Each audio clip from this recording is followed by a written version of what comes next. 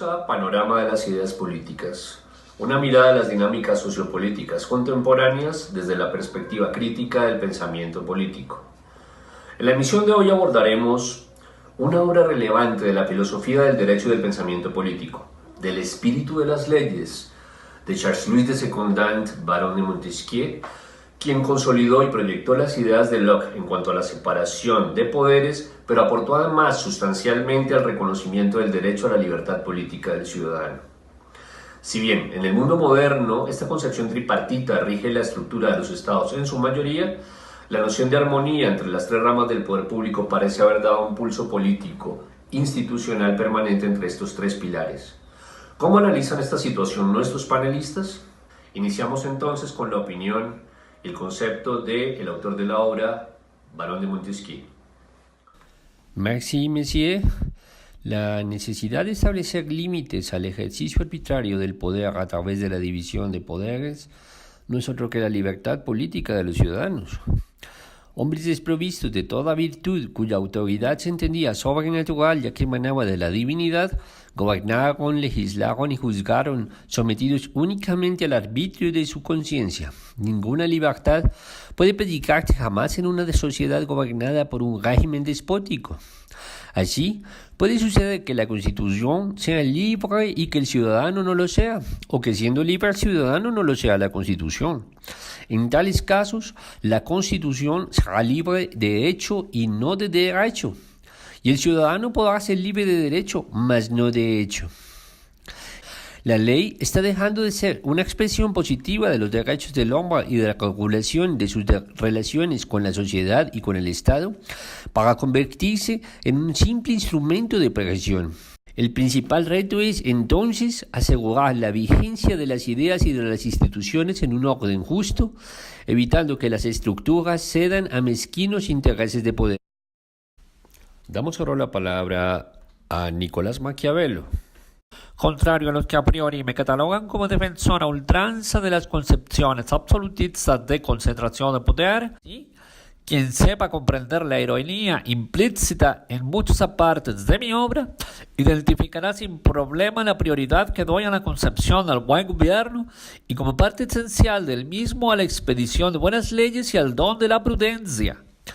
El equilibrio que defiendo es ante todo el que se opone al trágico vaivén de las pasiones que turba la razón y genera injusticias. Tal vez ello explique en modo alguno el contexto moderno en el que la posición de las ideas declina ante el conflicto de intereses. Nos acompaña igualmente en este debate el señor Maurice Joly, a quien damos la palabra a continuación. Una de las principales razones por las que el pensamiento de Locke y de Montesquieu, entre otros, solo podrá prosperar en el imaginario del idealismo es porque prescinde del ingrediente principal, el hombre, pero no en la concepción utópica de la virtud, sino como epicentro de pasiones y en su esencia instintiva y racional. El instinto malo es en el hombre más poderoso que el bueno. El hombre experimenta mayor atracción por el mal que por el bien. Parecen ignorar los ponentes que una ley elaborada por hombres es tan imperfecta como una justicia administrada por otros hombres. Se preguntan aún cuál es la génesis de las crisis institucionales y legales modernas. Sencillo, y permítanme ironizar. Se construyeron las bases teóricas de un Estado regido por ángeles para ángeles, pero se cedió la administración de la obra a seres corruptibles, viscerales, irreflexivos e instintivos. En resumen, hombres. Y para cerrar este debate nos acompaña desde la polis griega el maestro Aristóteles. Consciente de la falibilidad del hombre, se convocó siempre a los hombres sabios a ocupar los cargos públicos. El hombre sabio no solo tiende a equivocarse menos que el hombre común, sino que su virtud le permite identificar el bien con mayor facilidad. Quien critique, por utópica, la idea de la necesaria división del poder, olvida que no es una idea espontánea, fruto del azar o de la voluble discrecionalidad de un autor, sino el resultado de un proceso milenario de evolución. El mérito o el vicio de una acción no se encuentra tanto en la acción misma como en los motivos que la inspiran y en el fin de cuya realización se trata. y es precisamente en la ausencia de mérito y virtud en donde, con certeza, reposan todas las respuestas a las inquietudes que hoy nos convocan.